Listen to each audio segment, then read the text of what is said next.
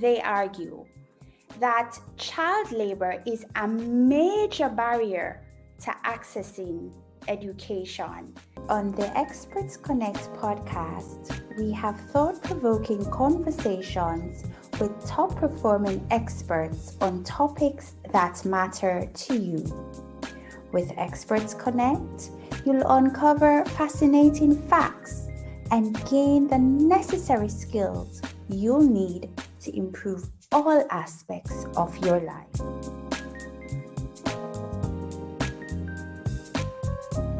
A warm welcome to the ExpertConnect podcast, and I'm your host, Kadian Davis-Owusu. Today, I will be revealing the shocking truths about access to education.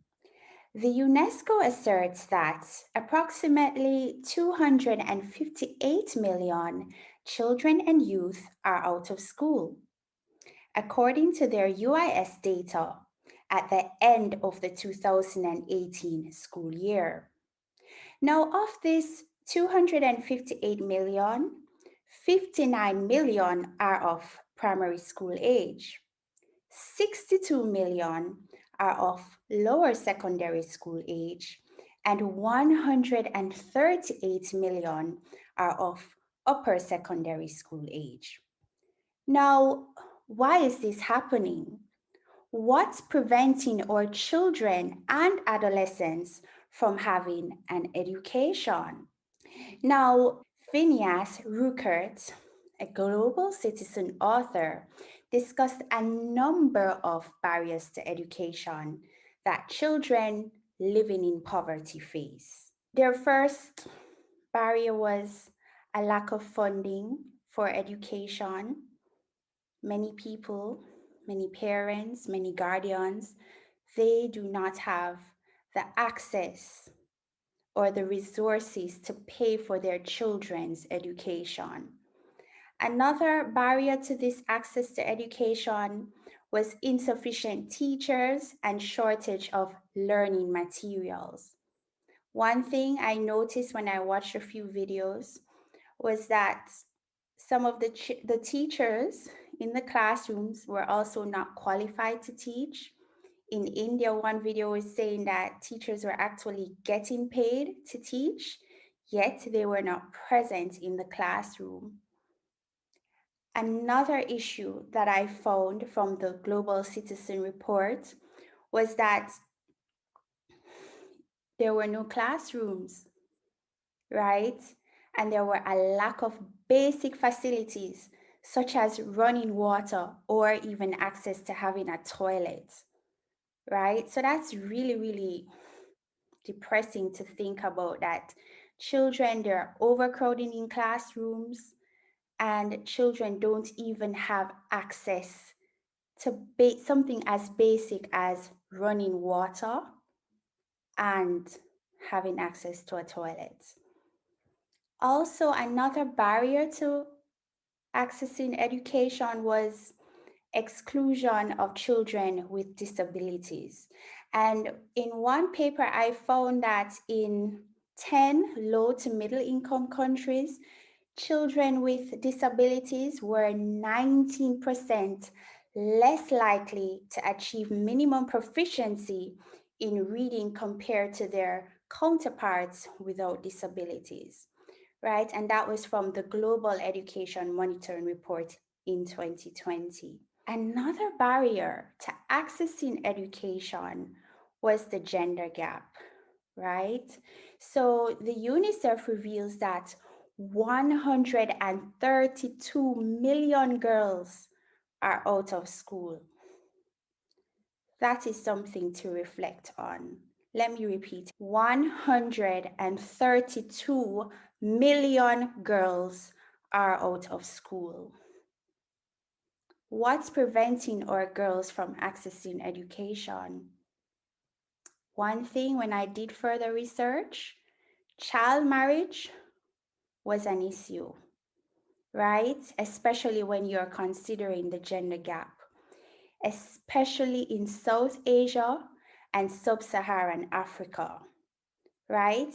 And then I did even further research, And this was shocking. I found 117 countries in this day and age still allow child marriage, right? So we're going to talk a little bit more about this as I proceed with the podcast, but let's just dive into some other barriers, right? Another thing, and you see it on the news. Have you ever watched the news and wonder, okay, in countries where there's war, how do children learn? Have you ever thought of that? So, another barrier to accessing education was living in a country of conflict or where there is conflict, right? And we'll talk about that again later. And another barrier was the distance from home to school. Have you ever seen on Facebook or on YouTube where children live really, really far from school in rural areas and they endure dangerous, dangerous experiences to get to school?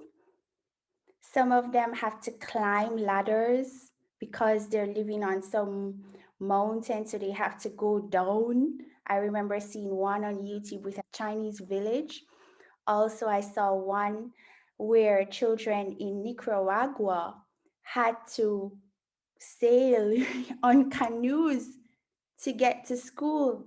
Another barrier to accessing education is hunger and poor nutrition. If you're hungry, you cannot learn. That's another issue. I want you to think about these 8 factors that I just mentioned: lack of funding, not having sufficient teachers, or you don't have enough learning materials like books, pens, etc. Now in COVID, that would be access to laptops or tablets or internet, right? Then we have another one, exclusion because you have a disability. Then we're talking about the gender gap, living in a country with conflict, the distance from home and school, and hunger and poor nutrition. Reflect on that. Now, Global Citizen did not include this in their barriers to accessing education, but it came to me that child labor could be an additional factor that's preventing students or children from accessing education. So I went on the International Labor Organization and I found this. They argue that child labor is a major barrier to accessing education. And one thing you need to know is that when you have children working, right, many of them are working in very hazardous labor conditions. That's not good. That's awful. Really terrible. And I have some statistics based on regions here that I got from the International Labor Organization. Now they're saying that in Africa, 72.1 million are estimated to be in child labor, right? And of that 72.1 million, 31.5 million are working in hazardous conditions. Now let's go over to the Arab states. 13.4 million are child laborers. This is a tragedy. This is a tragedy. Now, we saw that the region with the largest number of child laborers was Asia Pacific. I'm going to give you that number. 650 million. I'll repeat, 650 million child laborers from 5 to 14 years are working in the Asia Pacific region. I'm trying not to be emotional, but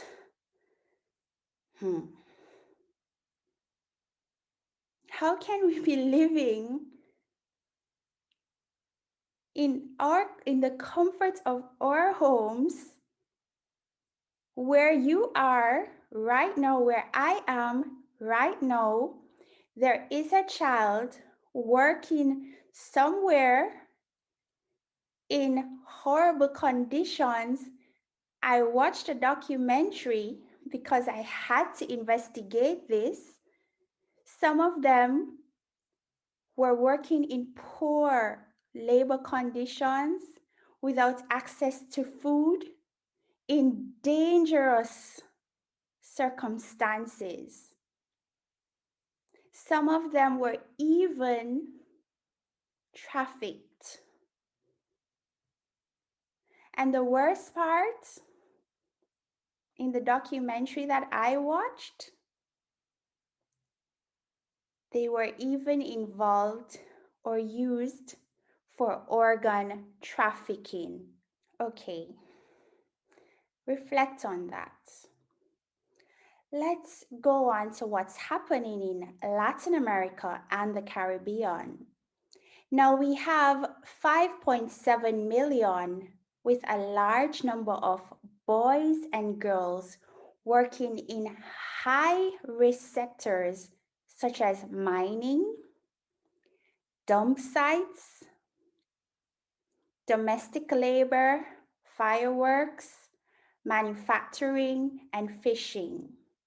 I'm gonna give you an example because I didn't just stop there based on what the papers were saying. I had to look to confirm these allegations where I found real life examples. And I saw a documentary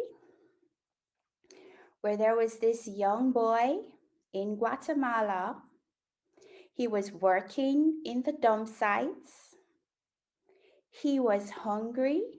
He had poor nutrition, and his body was full of abscess. Like, you know why? Because of poverty. His parents, they don't have enough. Many of these kids, their parents do not have enough money. They also lack education. They are unable to access sustainable careers.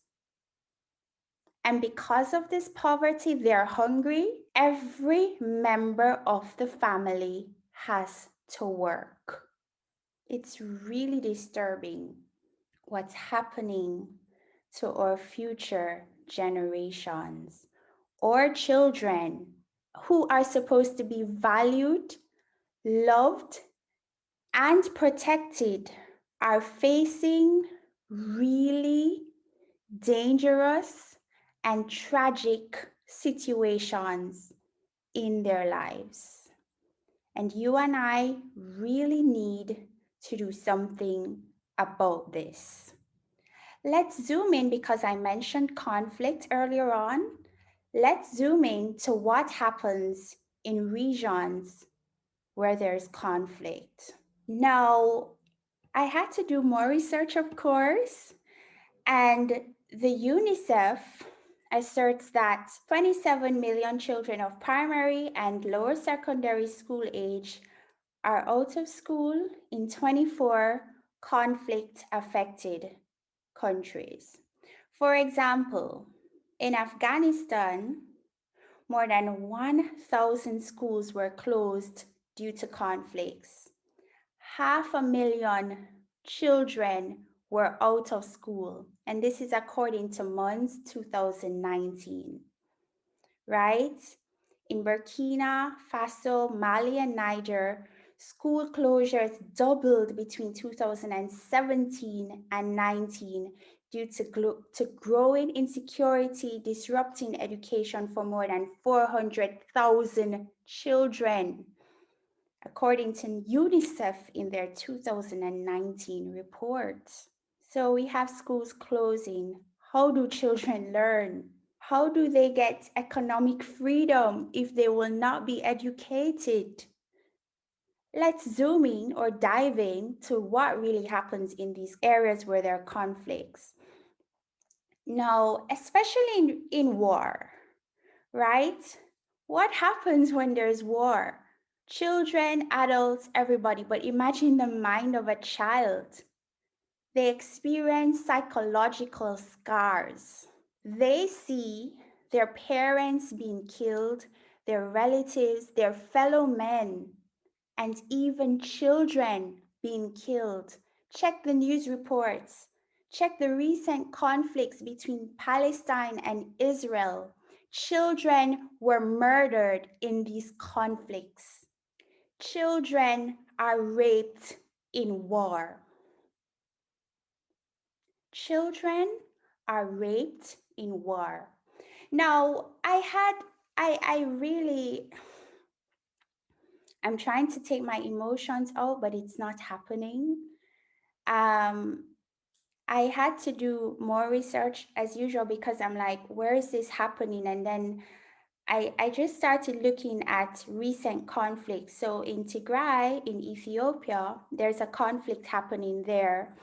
And I saw a report, and they were saying that girls between 8 and, of course, women of 72, so you're looking between 8 and 72 years old, were being raped in public.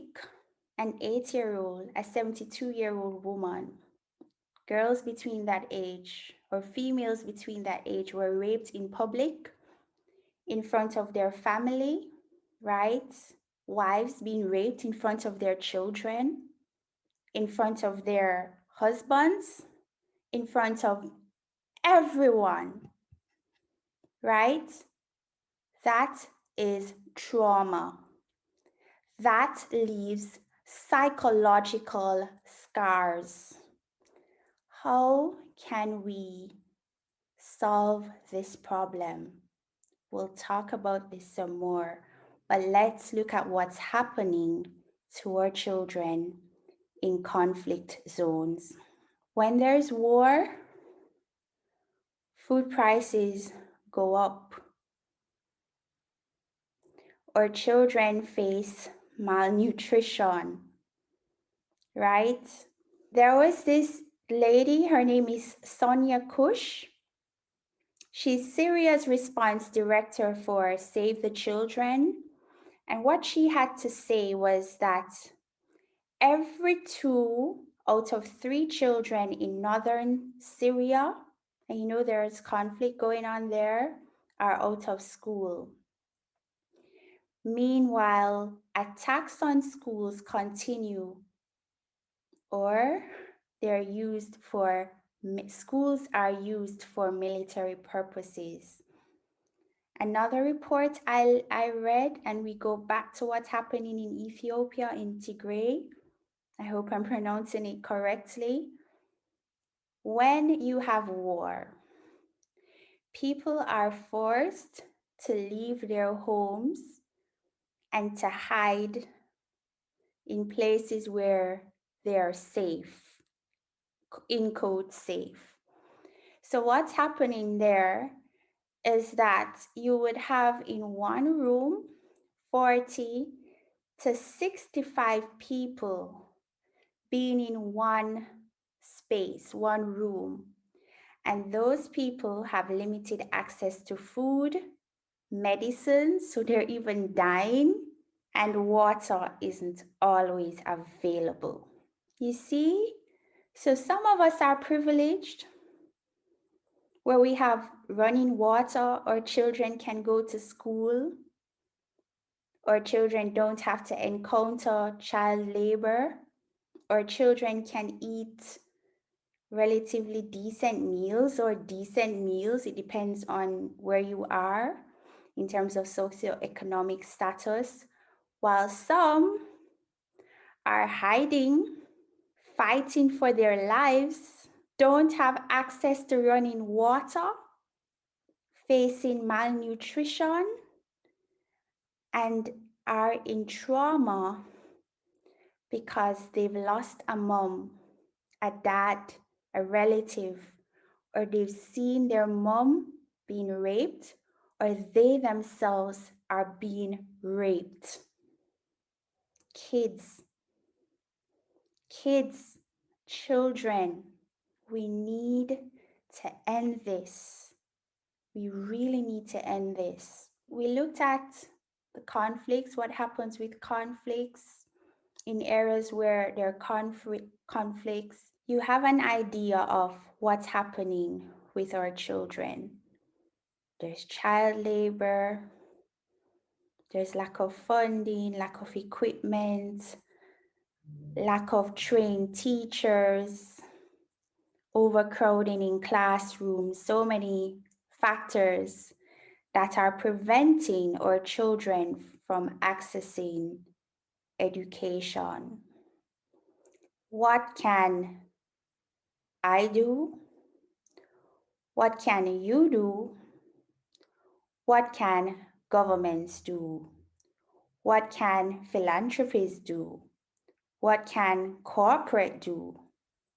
Let's explore some strategies to improve access to education. Let's first explore what governments can do. So, the UNESCO in their global monitoring report in 2020 suggested that inclusive education should be embedded in the laws of the land. So, education should be accessible to all, irregardless of their age, gender, race, socioeconomic status, state status, disability, religion, and culture, right? So we need to ensure that education is accessible to all. Also, as a government, we need to allocate more funding to primary and secondary school education. We need to prioritize, well, I'm not government, but governments need to prioritize access to funding for education infrastructure. So we need more classrooms to prevent overcrowding. We need basic facilities such as water, more toilets.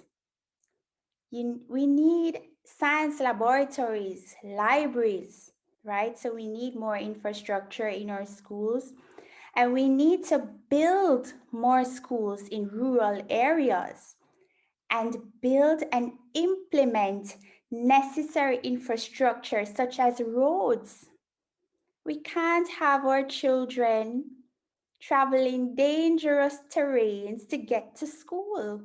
It's totally wrong. We need to have them access safe and reliable transportation, like having a school bus. We need more school buses to get to schools so that they can be safe. Another thing that we need to have is we need to build more accessible schools so that we can accommodate children who have disabilities. So when we're building, we definitely need to pay attention that we can accommodate those children with disabilities. And going back to infrastructure, COVID-19 has accelerated the digital transformation of education. Yet, many developing countries are still lagging behind. Do you agree with me? So we look at Western countries and we see, I live in the Netherlands, and from what I understand is that during the second lockdown, many children were equipped with tablets so that they could support home learning or learning from home. But in some developing countries, children were barred from school for a long time, did not have access to school because, hey, they don't have stable internet access. They do not have the facilities such as a laptop or a mobile phone with internet, so they could not access, they could not learn. So some are progressing and digital transformation is accelerating in one part or in many parts of the world. But hey, some regions are lagging way behind, right? So to prompt innovation in education, I wholeheartedly believe in the recommendations by the US Department of Education are very useful to close the digital divide. And I'm going to go through their infrastructure template. So they argue that in order for education to be innovated, you need to push as a government high speed connectivity. That needs to be at the forefront of your agenda. So you need to increase funding and you need to push high speed connectivity all around the country, especially in rural areas. You need to have high speed Wi Fi throughout the schools also because COVID will end and our children will return to schools. And having access to quality, high quality devices can support engagement in the classroom and empower the students as well as the teachers themselves. You also need to have quality digital content and resources to prompt this engagement in schools.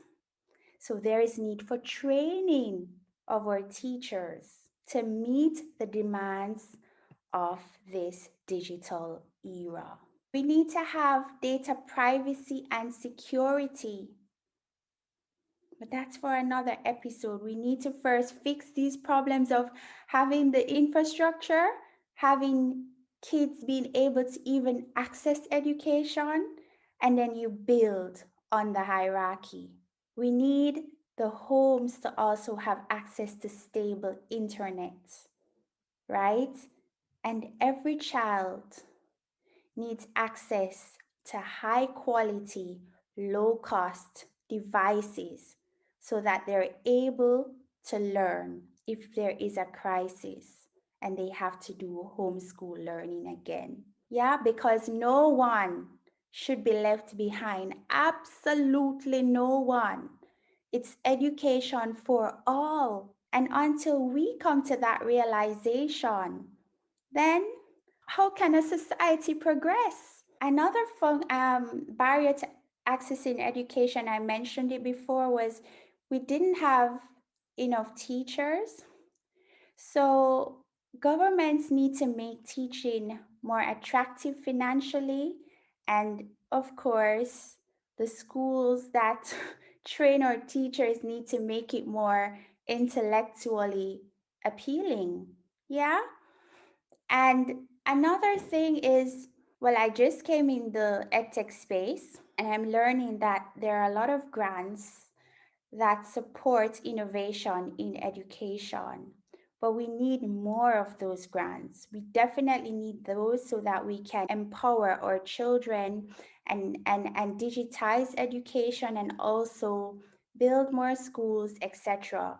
So there needs to be more cooperation between government entities, NGOs, philanthropies, and the corporate sector to promote and finance inclusive education.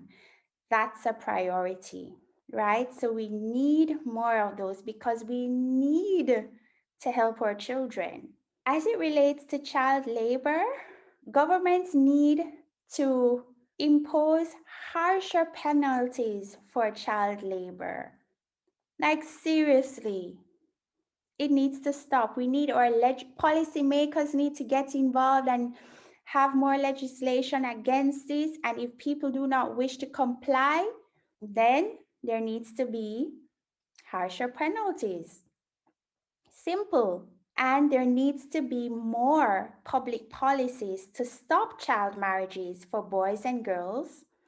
And of course, more girls are negatively impacted by this. So we need to protect our girls, right? And this, of course, is a socio-cultural change that needs to be made because this is probably like a tradition from, yeah, a long time ago that just needs to be broken. Another thing, as it relates to stopping, because of course girls are more disproportionately affected than boys.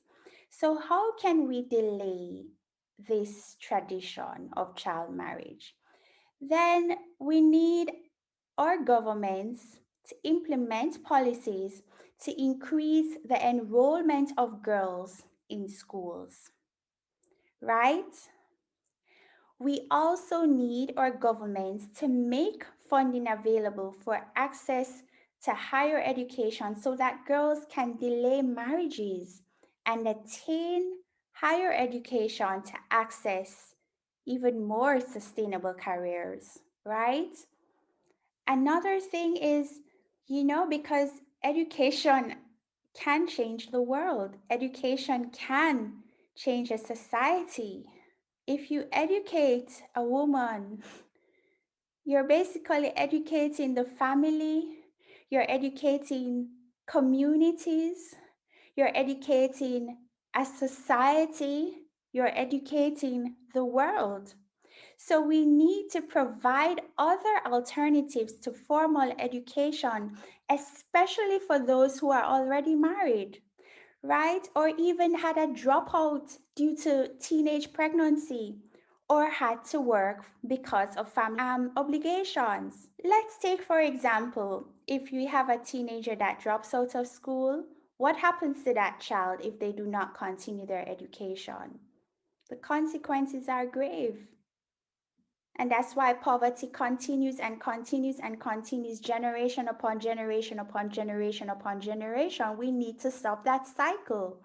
So we need to have more reentry policies to help pregnant teenage girls to re-enter school system so that they can complete their education. And this is a big part of it. When they complete their education, when they re-enter the system, they need to be able to complete their education without stigma from the parents, without stigma from the teachers. They just need support. Of course, we can help them and teach them to learn from mistakes, but hey, we need to help them to reintegrate into the education system. Now, I spoke to governments, but you, as the general public, what can you do? And I also spoke to corporates and philanthropies and, yeah, NGOs.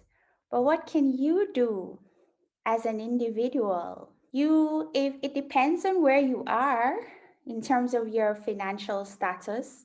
For the first point I'm going to mention, you can donate to charity, right? And there are a few charities that I research, and of course you can try to find more online. There is Children International, there's Build Africa, there's UNICEF, which is quite popular. There's Save the Children and Raise Hand. I raise a hand at globalpartnership.org, right? It's free to raise your hand. So go ahead and do that. I'll put a link in the description. You can raise your hand there. So another thing is I found out that child labor is very prominent in the garment and textile industry. So do your research and or in any industry where there is child labor, boycott companies that sell products produced by child labor. When you eat something, when you wear something, if companies are transparent and you can find where was it produced and try to find out what happens in terms of production, it will take some time, but yes, if you care, you'll do it and boycott those companies. I mentioned it earlier, we can have generations of uneducated families uneducated communities, right? We can. So you can make a difference through your voice. You can make a difference by building community. You can make a difference by sharing your knowledge. Now, the vision here is that everybody can teach somebody. Let me repeat. Everybody can teach somebody, or anybody can teach somebody. That's better. Anybody can teach somebody. So here what? I did this research on what happens in the education sector. I'm using my voice. I'm using this platform, YouTube, Spotify, whichever podcast hosting site, teachsomebody.com, and I am sharing the knowledge that I learned because it was not just in my head, I had to learn it, and then I'm bringing it to you. So that's an example. Use your voice. You learn something in math, you try to teach someone else. The parents, they need to be educated. Teach them numeracy, teach them literacy, teach them digital literacy.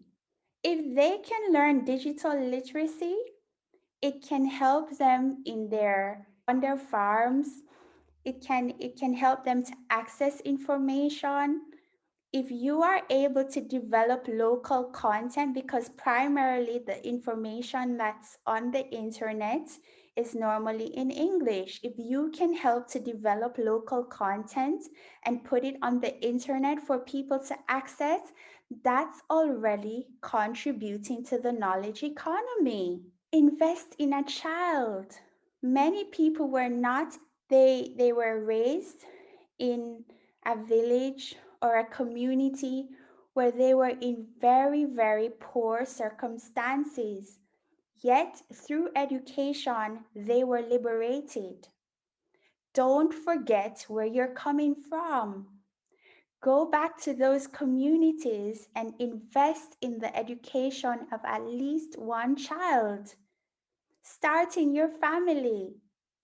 Teach your family. If you have people who are illiterate in your family, teach them. It's important.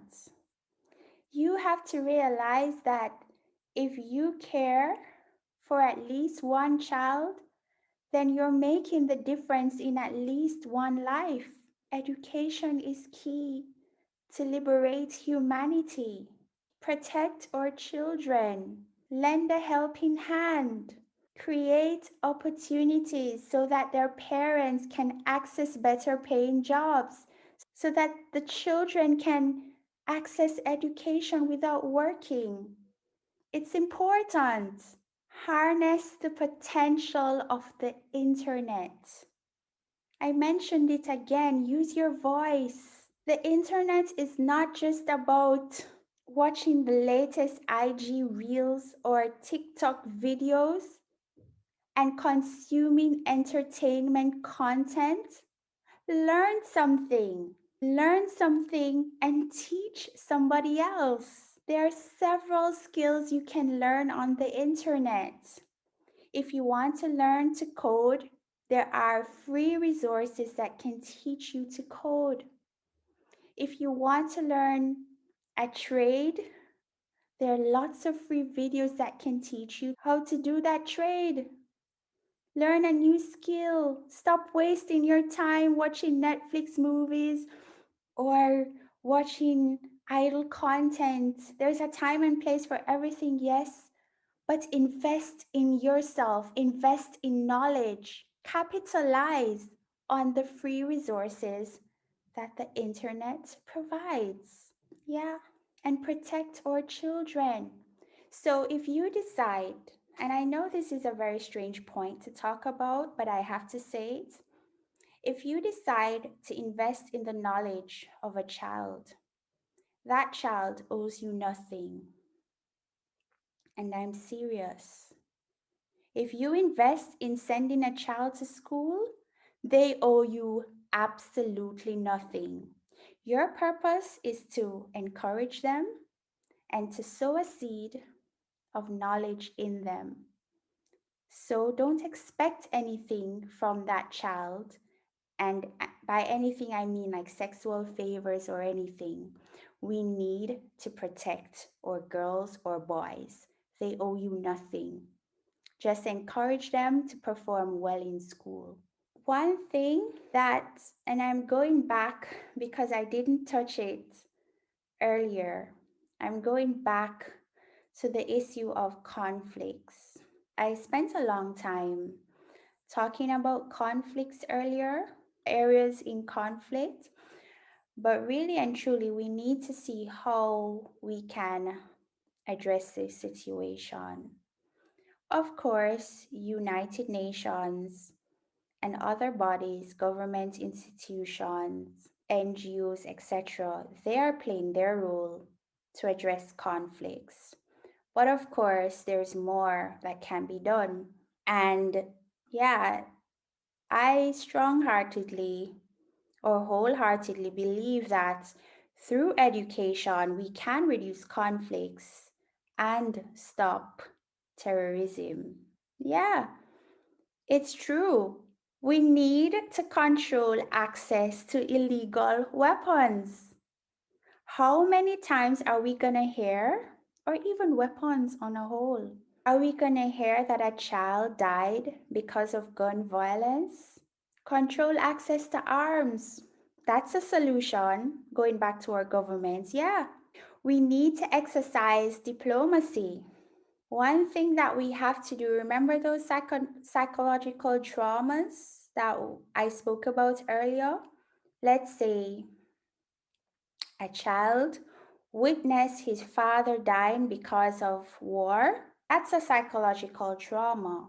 The child lives with this for the rest of their lives. If it's not addressed, if it's not dealt with, we have a situation.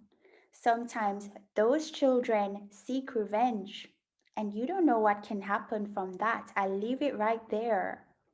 But we need to address the root cause of wars. We need to address the root cause of terrorism, right? That's something that we definitely need to address. And we need to look into this. And this is where I'm talking to media houses as well as social media giants. We need to assess the role of the mainstream media and social media as it relates to war. Yeah, we do. And I found this in a paper. What the writer was saying was sometimes nations go to war because of intolerance, prejudice, and ideological differences. And while this sounds like a utopia, we should not be prejudiced against people who hold a different or ideological or religious or ethnic background. No, we should be a tolerant society. We're trying to reduce these conflicts in this case so that our children, well, people on a whole, but the focus of this episode is on our kids. It's still Child's Month in May. We need to protect our kids. We do not want them to witness their fellow brother or sister, mother, father, grandma, uncle, aunt, friend, whoever dying. We don't want them to be sheltering for their lives, fighting for their lives because of a conflict. Nay, no, no. I just said nay. That's Dutch meaning no. And there is, as we speak about tolerance, there's a phrase that I like in the Netherlands, and I'm going to say it in Dutch. Iedereen is anders. And I'm going to say it again. Iedereen is anders, meaning everyone is different. So we need to respect, love, and care for our fellow man so that we can make this world a better place. I hope I have informed you on what's happening. I've given you a synopsis of what's happening with our children and the barriers to education, and how you can play your role in helping our children to access sustainable education. I want you to go today and reflect on these things and see how best you can get involved in helping our children. Protect them. They are our future. One love. Ciao.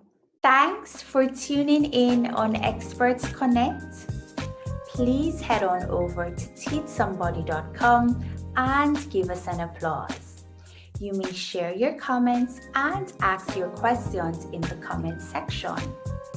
Please subscribe to us on YouTube, as well as follow us on Spotify, Apple, and Google Podcasts.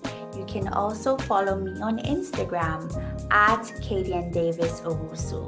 Have a lovely rest of the week. Bye.